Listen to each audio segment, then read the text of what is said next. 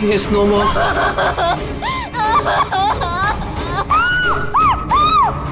मिथुन काका, मिथुन काका, मिथुन काका, मिथुन काका। बेहोश। पापा, पापा, पापा, पापा, पापा।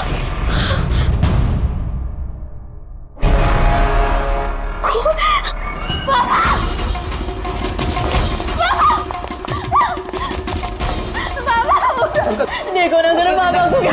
शीतल अंकल सीधा। प्लीज जल्दी डॉक्टर को बुलाओ करो। काम करने का। आरा, पापा, आरा। अंकल डोंट एम्बुलेंस को कॉल करो। एम्बुलेंस को कॉल करो अर्जेंट। शीतल, जब तुम वहाँ खंडाला में थी तब ये सब हुआ? हाँ जी सर, एक्चुअली वहाँ हमारी प्रॉपर्टी को लेके कुछ प्रॉब्लम्स चल रही थी, इसीलिए मैं और करण वहाँ गए थे। करण? जी, ही इज माय लॉयर। अच्छा। सर वो लैंड शीतल के नाम पे थी, इसलिए उसे वहाँ होना ही था।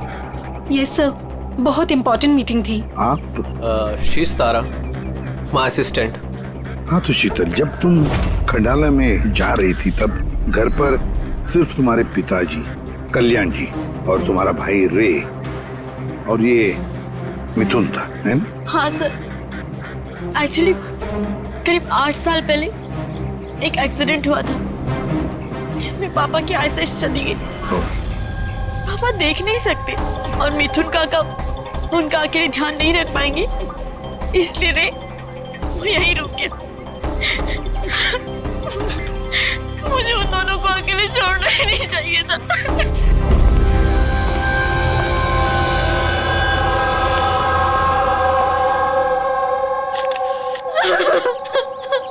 शांत हो जाओ।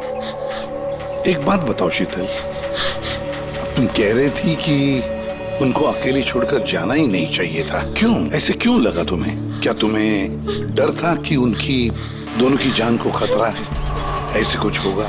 नहीं सर, पर इतना जरूर पता था कि रेकी उसके फ्रेंड्स के साथ ना कोई बड़ी प्रॉब्लम चल रही थी। फ्रेंड्स के साथ? और वो लोग एक दूसरे को ब्लैकमेल कर रहे थे किसी चीज को लेके।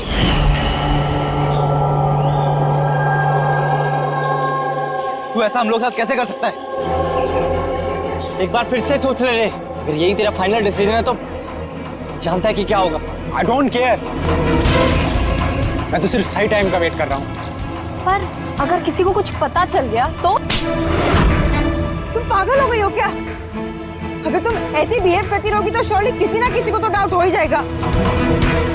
गाइस, अगर हम कंट्रोल में हैं तो वी आर सेफ। गाइस, तुम लोग अपना देख लो, मुझे ऑनेस्टली नहीं पता है कि मैं क्या करने वाला हूँ।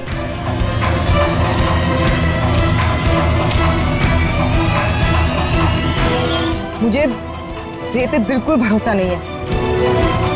I can't trust him. अगर इसका मुंह खुला तो हम सब फंसेंगे, उससे पहले इसका मुंह बंद करना पड़ेगा। शीतल, जो भी तुम्हारे भाई के साथ हुआ उसका बहुत दुख होता है। I am so sorry. एक बार तुम्हारे पिताजी को होश आ जाए ना तो सारी बातें साफ हो जाएगी। वैसे मिथुन, कल रात तुम यहीं पर थे ना? क्या हुआ, क्या जरा ठीक से बताओ। शरीर पे कोई बड़ा घाव नहीं है, बस छोटी मोटी चोटें हैं, लेकिन हाँ फ्रैक्चर थोड़े ज्यादा है। समझ में नहीं आ रहा है इसकी मौत हुई कैसे? मैं अपना काम कर रहा था, अचानक लाइट चली गई और किसी ने मेरा मुंह बंद कर दिया। मैं बेहोश हो गया साहब। जब आँख खुली तो आप सामने थे, बाकी को कुछ याद नहीं आ रहा सर। ठीक है, रो मत। अच्छा, हाँ।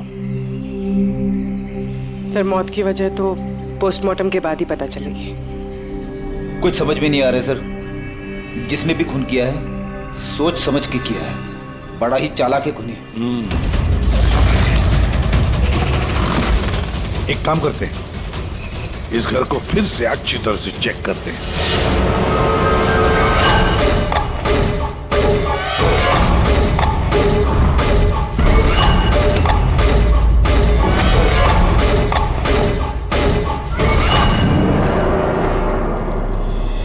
ग्लास तोड़कर अंदर घुसा है घर के अंदर।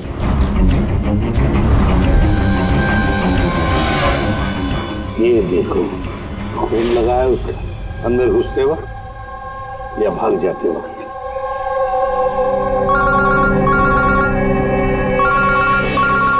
हेलो, एसीपी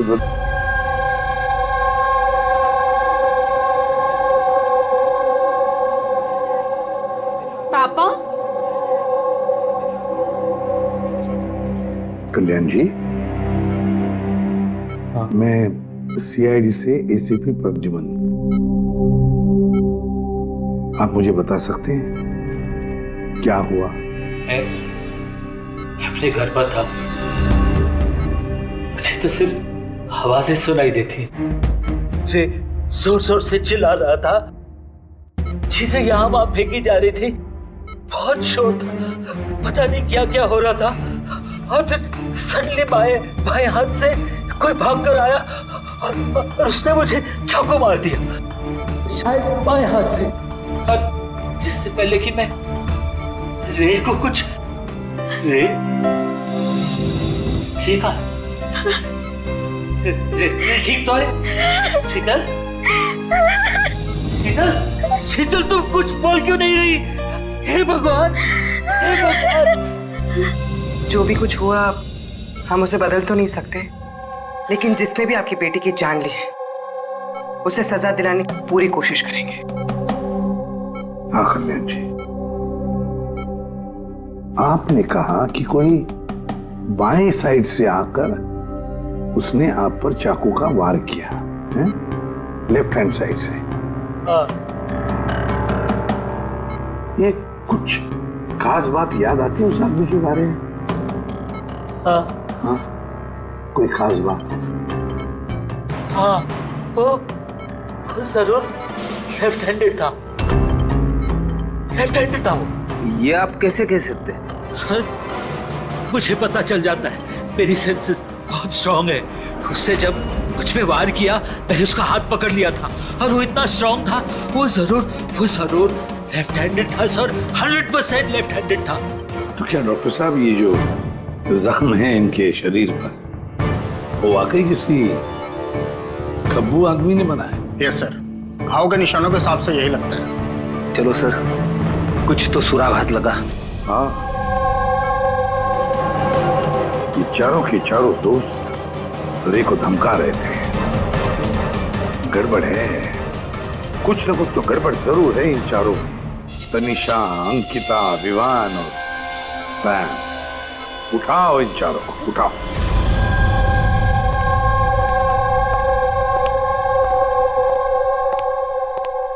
नमस्ते सर।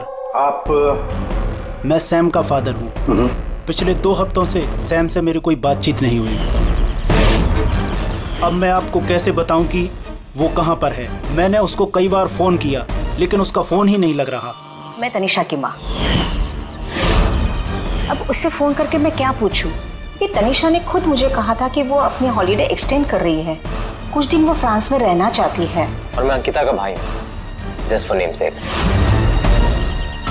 सर, डैड को बातों में फंसाकर 80% प्रॉपर्टी उसने अपने नाम पर कर ली। मैं क्यों फिक्र करूं सर उसके बारे में? सर, मैं अंकिता के बारे में कुछ नहीं जानता। हाँ sir, what I just know is sir, वो 2 हफ्ते पहले दिल्ली गई हुई थी कुछ मार्शल आर्ट कैंप के लिए। जी सर, मैं विवान का फ्रेंड। उसके डैड के पास इतना पैसा है कि वो घूमता रहता है, होगा कहीं हॉलीडे पे। मतलब ये चारों पिछले 2 हफ्तों से शहर से बाहर है और आप में से कोई भी उनके टच में नहीं है। ठीक है, थैंक यू वेरी मच। आप लोग जा सकते हैं। अगर जरूरत पड़े तो आप लोगों को हम फिर से बुला लेंगे। Thank you. जरा 1 मिनट, क्या आप बता सकते हैं कि सैम, तनिषा, विवान और अंकिता, इन चारों में से कोई लेफ्ट हैंडेड है, खब्बू है? हाँ सर, मेरा बेटा सैम लेफ्टी है। अच्छा, क्यों सर? नहीं नहीं, ऐसे ही ऐसे ही। हाँ, अब लोग जा सकते हैं। Thank you.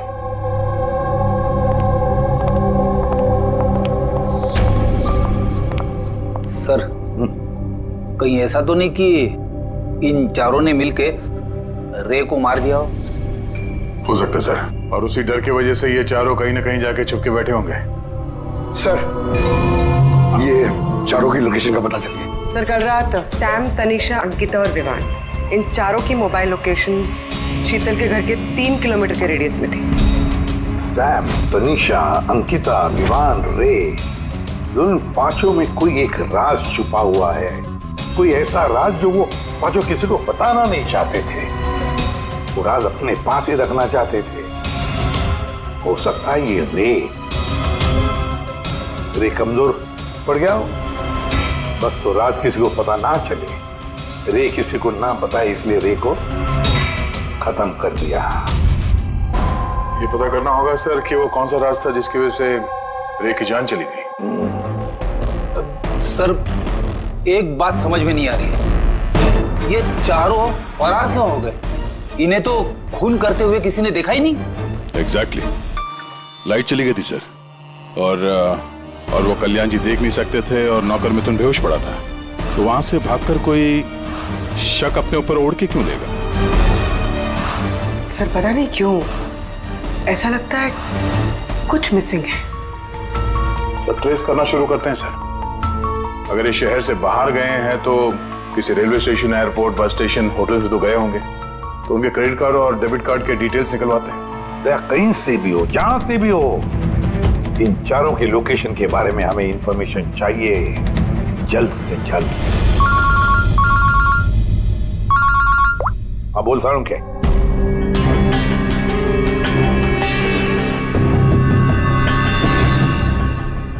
यार सारुण, तूने इस कंकाल पे ये रेड मार्क्स क्यों किए? बस ये समझाने के लिए कि इस रे की हड्डियों का कैसे चूरा बनाया है। ये देखो, ये रे की हड्डियों का एक्सरे। इस रे पर बहुत जबरदस्त ताकत के साथ वार किया गया। एक झटके में इसकी गर्दन की हड्डी टूट गई। बस एक बार तो इसके रिब केज पर इतना जबरदस्त किया गया है कि एक ही झटके में इसके रिब केज की बाईं हड्डियां 12 की 12 पसलियां एक साथ एक झटके में टूट गई। और वो भी कमाल की बात यह है कि एक ही सिमेट्री में। एक झटके में 12 पसलियां? नतीजा, हार्ट का रुक जाना, हार्ट ब्लॉक। इसके हार्ट पर जबरदस्त प्रेशर पड़ा। कमाल की बात यह है बॉस कि जितनी ताकत के साथ इस पर वार किया गया है, इतनी ताकत हाथों से या किसी भी हथियार से पैदा नहीं की जा सकती। इसे देख करके तो ऐसा लगता है जैसे खूनी जानता था बॉस। खूनी जानता था कि किस पॉइंट पर वार किया जाए कि एक ही झटके में सारी की सारी पसलियां एक साथ टूट जाए, एक सिमेट्री। हाथों से कोई इतना फोर्स तो पैदा नहीं कर सकता। हाँ, कर सकता है अगर कोई मार्शल आर्ट्स का जानकार हो तो। जैसे कुंफू, कराटे, ताइक्वांडो, इन सब में खास किस्म के मूव्स होते हैं जिससे इतना फोर्स पैदा किया जा सकता है। यह हो सकता है बस। अभी अटैक उसी ने किया जिसे मार्शल आर्ट्स की जानकारी है, जैसे आर्मी बैकग्राउंड का कोई। Martial arts? वो लड़की भी तो गई है ना दिल्ली में मार्शल आर्ट्स का कैंप अटेंड करने के लिए। क्या नाम है उस लड़की का? अंकिता। अंकिता के भाई ने तो हमें ये बताया। Sir, what I just know sir, वो 2 हफ्ते पहले दिल्ली गई हुई थी कुछ मार्शल आर्ट कैंप के लिए। और सर, कत्ल की रात उसका फोन शीतल के घर के आसपास ही था। उसी ने किया होगा। सैम के साथ मिलके। कल्याण जी पर जिसने भी चाकू का वार किया था वो आदमी खब्बू था, लेफ्ट हैंडेड। हाँ सर, मेरा बेटा सैम लेफ्टी है। ये हो सकता है क्योंकि शीतल के घर की जिस खिड़की पर से हमें वो ब्लड सैंपल मिला था, उसका डीएनए सैम के डैड के डीएनए के साथ मैच होता है। मतलब सैम वही था और अंकिता भी। बस अब हमें ये पता लगाना है कि ये सैम, तनिषा, अंकिता और विवान इस वक्त है कहां पर। अच्छा, आप कैब ड्राइवर, आप उस वक्त कहाँ थे?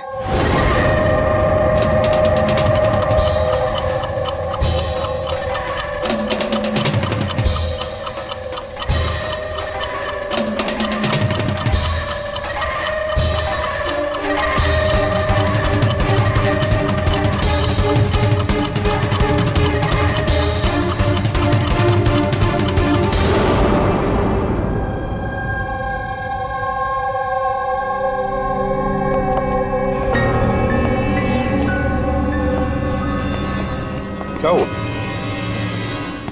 सर, सैम एक टूरिस्ट टैक्सी लेकर पूना चला गया। टैक्सी ने जहाँ उसे ड्रॉप किया उसका एड्रेस थोड़ी देर में मिल जाएगा। सर, पिछले 24 घंटे में ये तनीषा ने पंचगनी में अपना एटीएम कार्ड 3 बार यूज किया सर। ये अंकिता तो बड़ी अजीब है। दिसंबर 2017 में इसने बोरिवली के ज्वाला डी मार्केट से 5 सिम कार्ड खरीदे थे।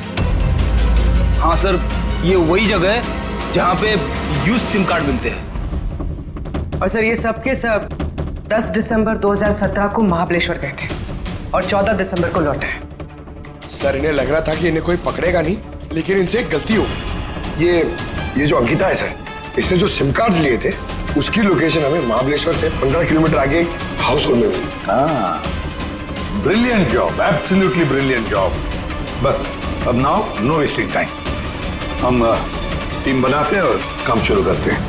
लेकिन सर 5 सिम कार्ड, वो भी यूज्ड, कर क्या रहे हैं ये लोग? जो भी कर रहे हैं करने दो, पर पछताएंगे जरूर, बहुत पछताएंगे।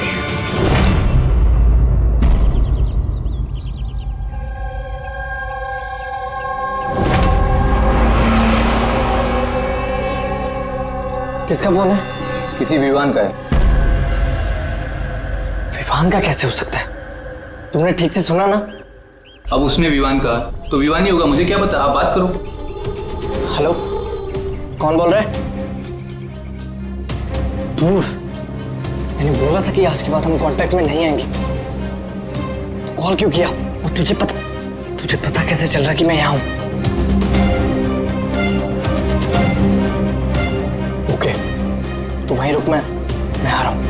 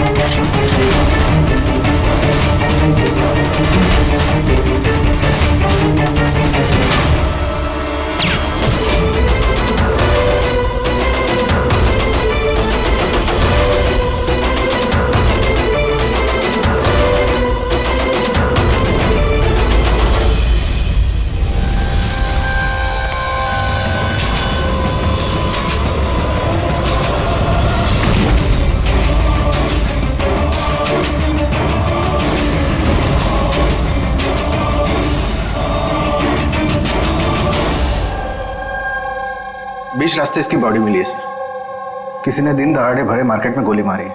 लॉन्ग डिस्टेंस शॉट था, ऑब्वियसली स्नाइपर होगा। स्नाइपर लॉन्ग डिस्टेंस से गोली चलाई, मतलब किसी को पता भी नहीं चला होगा कि गोली चली कहां से और फिर गोली चलाई किसने। Anyway, thank you very much. जी सर। सर, हम लोग तनीषा तक पहुंचने ही वाले थे कि किसी ने इसे भी मार दिया। वही तो सर, ये इत्तेफाक तो नहीं हो सकता सर।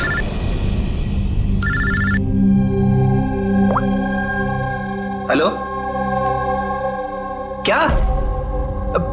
ठीक है। क्या हुआ? सर, पुणे पुलिस स्टेशन से फोन था, किसी ने सैम को मार दिया। What? Oh my God. Sir, वो जिस लॉज में रुका था उसी लॉज के पास।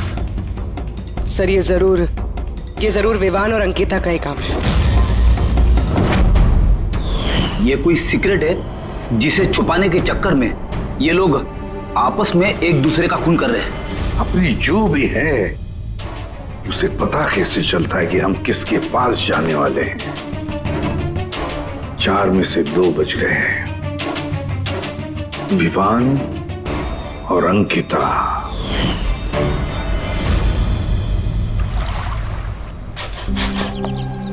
सबसे तो नहीं, मैं अंकिता से मिला था, उससे बात हुई थी मेरी। अंकिता से? जी। यही थी वो? हाँ, ये वही लड़की है, इसी ने मुझे पेमेंट दिया था, 2 दिन के 20,000 रुपए। 2 दिन के 20,000 वो मान गए? ऐसी क्या इमरजेंसी थी? अच्छा, उन 2 दिनों में आपने उनसे या उनके ग्रुप के बाकी लोगों से मिले थे? नहीं सर, मैं किसी से नहीं मिला। मैंने तो उस लड़की को ऑफर किया था कि हमारे पास कुक और क्लीनर दोनों हैं, लेकिन उस लड़की ने मना कर दिया कि मुझे कोई हेल्प नहीं चाहिए। तो उसने कहा कि आप 2 दिन के बाद आइए, जब हम यहाँ से चले जाएं। और 2 दिन के बाद जब मैं वापस आया तो यहाँ सब कुछ वैसा का वैसा ही था, कोई गंदगी नहीं, कोई कचरा नहीं, सब साफ सुथरा था एकदम। अच्छा, उसके बाद आपने ये जगह किसी और को दी? नहीं सर, हमें जगह का रिनोवेशन कराना था, इसके लिए हमने जगह बंद कर दी थी। आपके क्लीनर को जरा बुलाइए, उससे कुछ बातचीत करना चाहते हैं। मैं भेजता हूँ। बिना क्लीनर और बिना कुक के 2 दिन यहाँ पे रहे, कुछ ना कुछ तो खिचड़ी पकी रही थी यहाँ पे। ये कॉटेज की सफाई तुम ही करते हो? जी सर। चलो।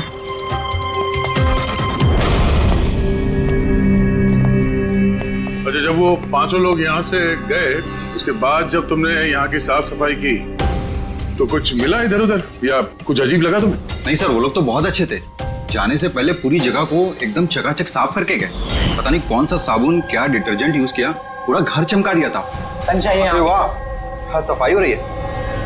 ये कौन सा डिटर्जेंट है मैडम जी? अरे कुछ नहीं, वो रात को पार्टी हुई थी ना तो ज्यादा गंदा हो गया है। तुम जाओ, हम कर लेंगे। बस, साफ करके डालो। एक मिनट।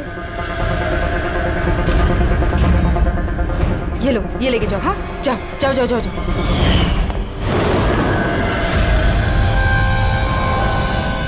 बहुत महंगी है सर, मैंने तो पहनी नहीं कभी, वरना लोग कहते हैं चोरी की। महंगी तो है, पर फिलहाल ये महंगी घड़ी हमारे पास रहेगी। जी सर। आइए, आप लोग आइए।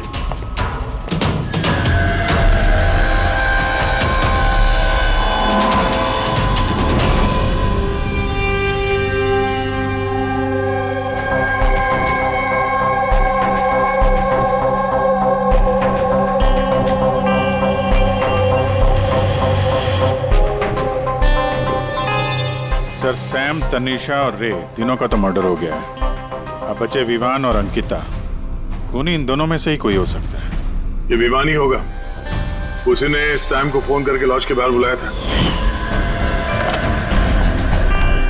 तो जो भी हो, उसे पता कैसे चलता है कि हम कहाँ जाने वाले हैं? और जब भी हम वहां पहुंचते हैं तो उससे पहले ही वो वहां पहुंचकर खून करके निकल जाता है। सैम किस लॉज में ठहरा है और तनीषा रोड पर कहाँ मिलेगी, ये सारी इंफॉर्मेशन तो हमारे पास थी ना, उन तक कैसे पहुंची? सर, शायद वो लोग एक दूसरे के कांटेक्ट में हो। नहीं पूर्वी, बिल्कुल नहीं, क्योंकि लॉज के मालिक ने बताया कि सैम को जब विवान का फोन आया तो सैम को झटका लग गया। मैंने बोला था कि आज के बाद हम कांटेक्ट में नहीं आएंगे। कॉल क्यों किया? बॉस, क्राइम सीन पर ये जो शोपीस मिला है, इस पर ऑक्सीजन प्रोड्यूसिंग डिटर्जेंट मिला है। इसे ऑक्सीजन प्रोड्यूसिंग डिटर्जेंट से साफ किया गया है। ये क्या है? फ्रेडी, एक ऐसा डिटर्जेंट होता है जिससे सारे के सारे एविडेंस एकदम साफ किए जा सकते हैं, खून के निशान तक। हमें कोई डीएनए नहीं मिल सकता। मतलब सर, ये हॉलिडे होम में खून हुआ था? एग्जैक्टली। पर हाँ, ये घड़ी, इस पर अलग अलग लोगों की उंगलियों के निशान तो हैं ही, साथ ही इस पे मुझे किसी का डीएनए भी मिला है। तो शायद रे इसी खून का पर्दाफाश करने वाला होगा। पूर्व एक काम करो, ब्यूरो में जाओ, खून की रिपोर्ट्स चेक करो, मिसिंग पर्सन्स की रिपोर्ट्स चेक करो, देखो किसी भी रिपोर्ट में इस घड़ी का जिक्र किया है क्या। यार, इन 5 में से बचे हैं 2, विवान और अंकिता। अगर खूनी विवान या अंकिता को कांटेक्ट करना चाहे तो फिर वो जो 5 यूज्ड सिम कार्ड्स है ना, वो इनके पास होंगे। उन्हीं में से किसी नंबर पर वो फोन करेगा, है ना? वो नंबर ट्रैक करते हैं। सर, तनीषा का खून हुआ पंचगनी में, सैम का खून हुआ पुणे में। दोनों जगहें 100 किलोमीटर दूर, जबकि खून हुए सेम टाइम पे। और एक ही टाइम पे कोई दो जगहों पे कैसे हो सकता है सर? कोई तो है जो इस प्लान में शामिल है। मान लिया दया कि कोई और है इस खूनी के साथ। एक बार ये विवान और अंकिता हमारे पंजे में आ जाए ना, तब सारे सवालों का जवाब मिल जाएगा। एक काम करो अभिजीत, साइबर डिवीजन से एक हैकर को बुला दो।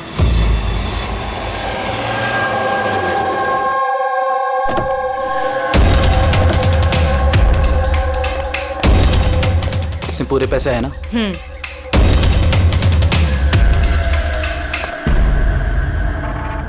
एक मिसिंग रिपोर्ट तो दर्ज हुई है जिसमें इस घड़ी के बारे में लिखा हुआ है। कोई रणधीर कुमार नाम का एनआरआई था। कब फाइल हुई थी रिपोर्ट? 6 दिसंबर 2017। कोई करण जोशी ने फाइल की थी। जी ये देखिए।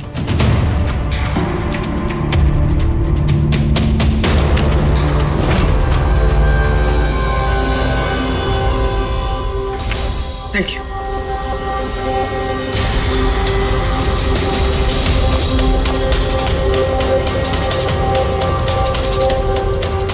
कहीं उन लोगों ने इस रणधीर को तो नहीं मार डाला? और कहीं ये करण रणधीर की मौत का बदला तो नहीं ले रहा? करण? जी, he is my lawyer.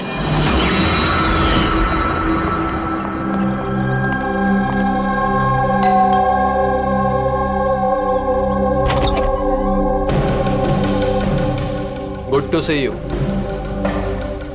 I hope इसमें पैसे पूरे होंगे। हाँ, पूरे पैसे हैं। आओ अंदर। देखो, हम लोग जहां भी जाते हैं उससे पहले खूनी को कैसे पता चल जाता है? मे बी आप लोगों की लोकेशन कोई ट्रैक कर रहा था। You mean GPS tracker? जी।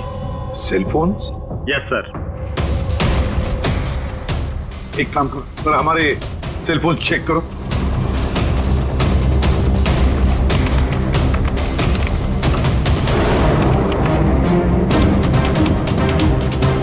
तुमने पैसे मांगे थे, हम लेकर आए हैं। अब वो एविडेंस दो और सब खत्म करो। खत्म करूं? जैसे तुम लोगों ने रणधीर को खत्म किया था। करण, हमें सबूत दो। देता हूं, लेकिन उससे पहले मैं तुम्हें किसी से मिलाना चाहता हूं। कौन? बुलाता हूं।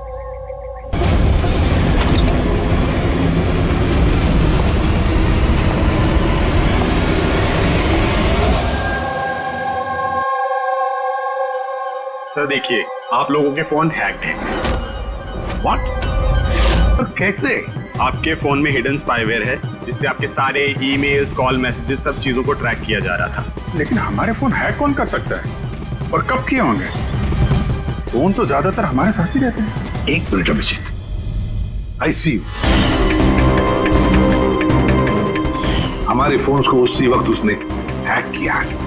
और अभिजीत सर, दया सर, आप दोनों के फोन को शायद उसने एसीपी सर के फोन से हैक कर दिया होगा।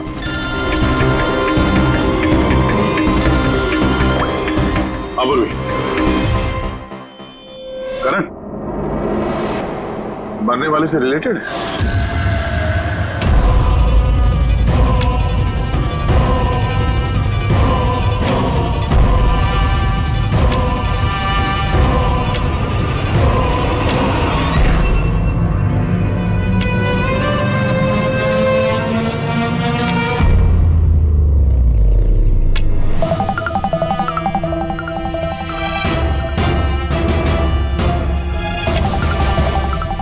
जो सजा रणधीर तुम लोगों को देने वाला था, अब हम तुम्हें देंगे।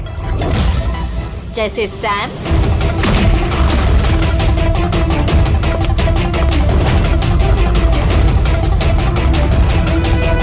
तनीषा और रे को दी। अब तुम दोनों की बारी है। तभी रणधीर की आत्मा को शांति मिलेगी। इसी घर में मारा था ना तुमने रणधीर को?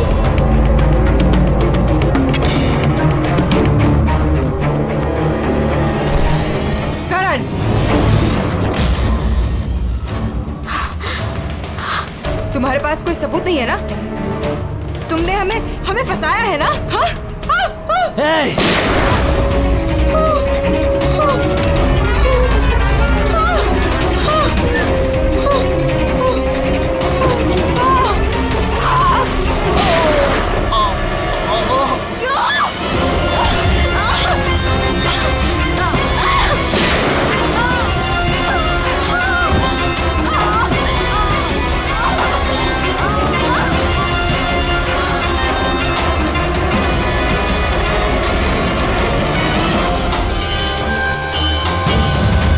तुम्हें क्या मालूम?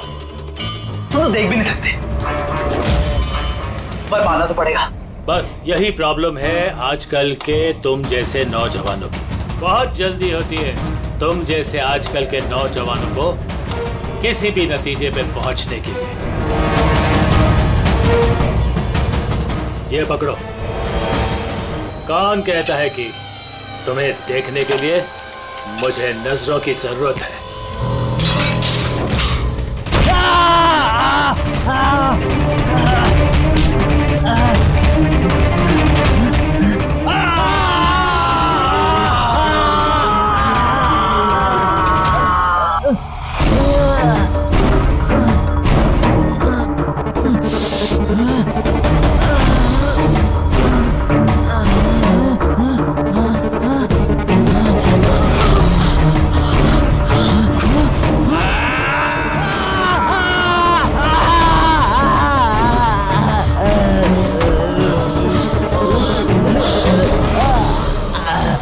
सीता बेटा, तुम ठीक तो?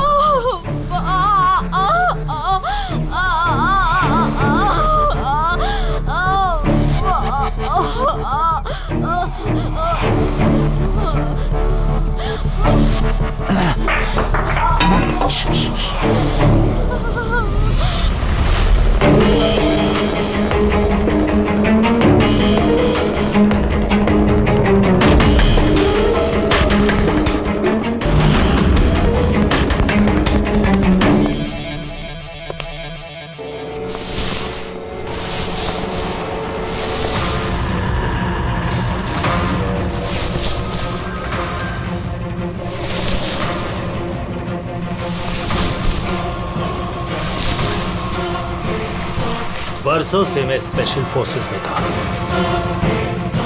दुश्मनों को तो मैं चुटकी भर में सूंघ कर निकाल देता था। फिर तुम तो बच्चे हो।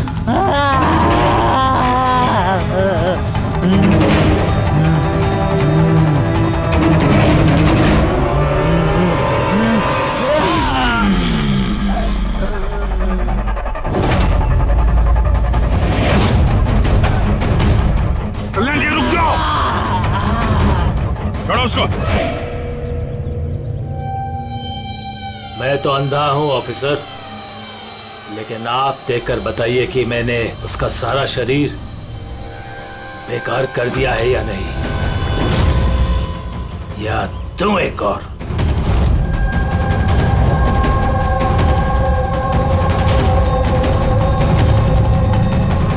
शीतल, रणधीर तुम्हारा भाई था और कल्याण जी रणधीर तुम्हारा बेटा है ना? और ये सब करने के लिए तुमने सीआईडी का इस्तेमाल किया, क्यों? सही समझा आपने। रणधीर शीतल का भाई था और मेरा बेटा। यानी रे का भाई? नहीं, रे मेरा बेटा नहीं था, उसे तो सिर्फ मैंने इस्तेमाल किया था। हमें गुमराह करने के लिए, ताकि हम विवान, अंकिता और सैम तनीषा के पीछे लग जाए और उन्हें सजा दिलवाए, ताकि आपका बदला पूरा हो सके। हम उसे मारना नहीं चाहते थे। रणधीर एक्सचेंज प्रोग्राम का स्टूडेंट था, एकदम सीधा, लेकिन बहुत पैसे वाला। अंकिता हमेशा से ही एक हाई फाई लाइफ जीना चाहती थी। उसी ने ये प्लान बनाया और रणधीर को किडनैप करके उससे पैसे मांगने का। कितना रैंसम मांगा था तुम लोगों ने? 5 करोड़। फिर भी मार दिया तुमने उसे? रणधीर भाग रहा था, अंकिता को गुस्सा आया और उस 1 सेकंड के नॉनसेंसपन में उसने उसे मार दिया और हम सब घबरा गए। कुछ समझ नहीं आया कि क्या करें, तो उसकी बॉडी लेकर हमने लेक में डाल दिया।